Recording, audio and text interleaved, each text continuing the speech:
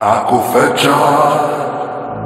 Tell me of a people bettered into castles of strength, bearing the staff of industrialization. And I will tell you of my people who proudly send down the balls of their toils, wrapped in rich soup, down their throats. Our ancestors were wise.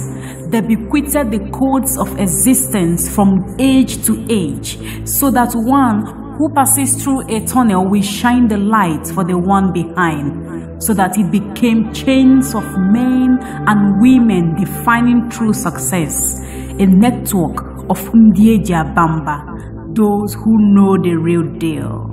Makana akune siobi ike, akune bioku. Poverty no they get friends and well-wishers.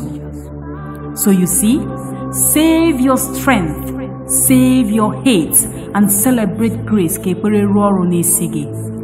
keep us down, make no more effort, for we will always rise again and again. This is not Akekwana Motananka. This is in our DNA. Akufecha. Akufecha Odarawo.